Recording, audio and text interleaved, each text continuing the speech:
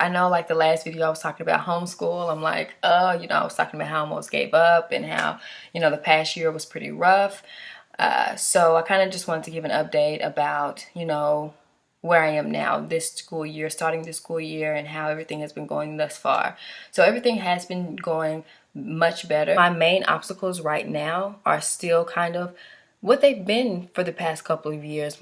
Just trying to find something that just keeps the little ones occupied. And for the most part, I can get them occupied, but sometimes what works one day might not work another day. However, they kind of now are in this routine where they automatically kind of know what to do. And by little ones, I mean my 1-year-old and my 2, soon to be 3-year-old. Are the ones who kind of need something to do. Otherwise, they're kind of getting into something. They make it a little bit more difficult for me to teach the older children.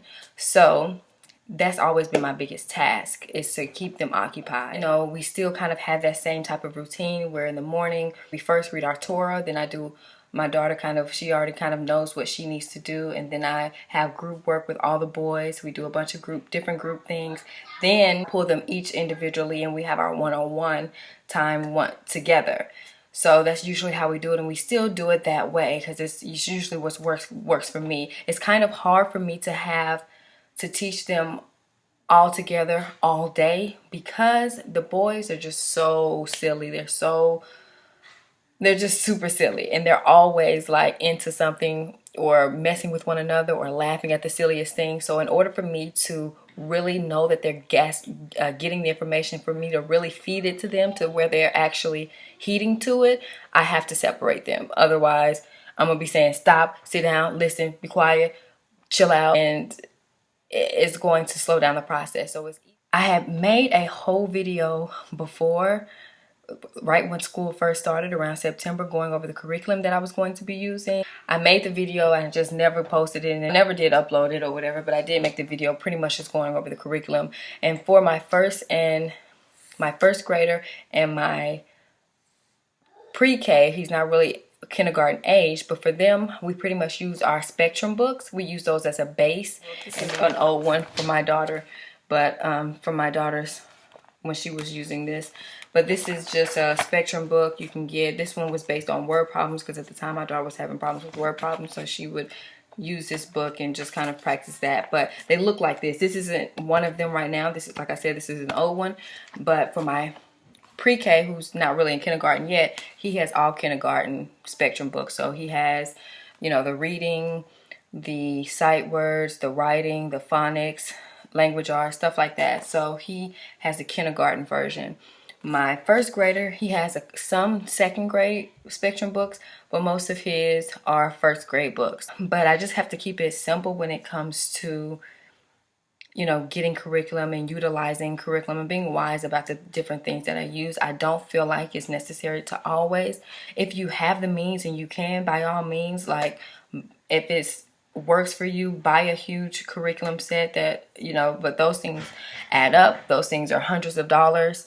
And obviously when you have 6 children to educate, buying those huge curriculum kits can get very expensive. So for me, I have to do what I can do. So especially for like the younger ones, I'd stick to the strict basics, keep it simple, just learning the basic skills, and the Spectrum books seem to work just fine. To share just a couple of things that I use that I found, there's a bookstore here.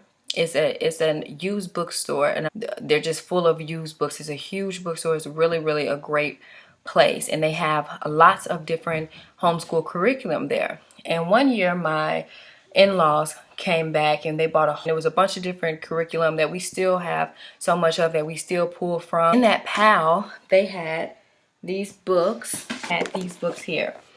What your 3rd grader needs to know. And they had this one, what your 6th grader needs to know. The cover's off of it, but it's what your 6th grader needs to know.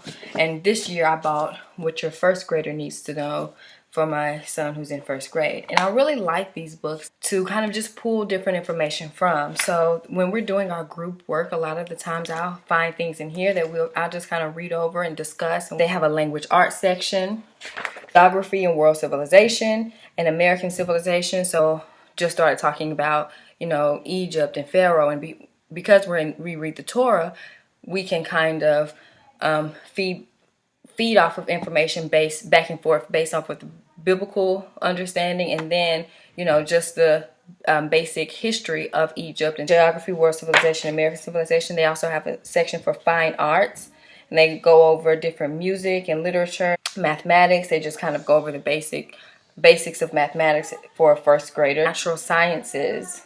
During our group work, I'll read something out of here and we'll just discuss it. Sometimes later we might watch a documentary on it. So another thing that I want to share was just this little pen thing here. And many people probably already know about this, but honestly, like, I just really love these things. It's just like an eraser pen. You just pull the little lever up and the eraser comes up.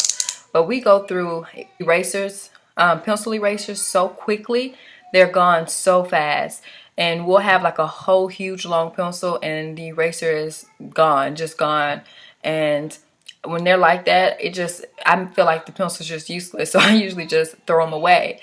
But this here has saved a lot of pencils. I don't know why that is. I guess it's just a pet peeve of mine. If a pencil doesn't have an eraser, I don't know, for me it's just a little useless. Like, I just can't stand a pencil without an eraser. Everything you need to ace science in one big fat notebook. So this is one of those books that I would just have her pick up and read sometimes, and we'll go over some of the things in here. This is just an addition to some of the other science things that she has, but I think I really like this. They also have this in like world history, American history. I have the American history as well. Of course, we always have to go over certain things that might be a little biased.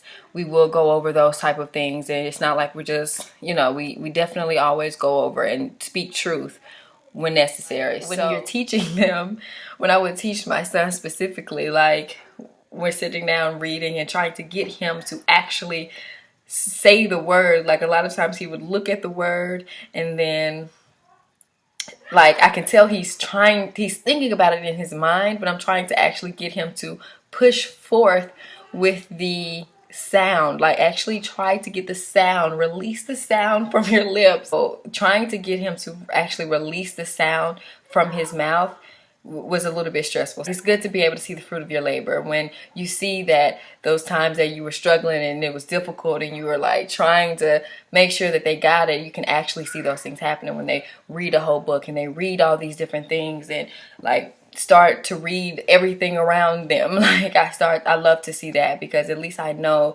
now that the hard work that was put in was worth it. All the sisters or brothers out there homeschooling their children, you know what I mean? It's definitely a task, but it is worth it. So, shalom.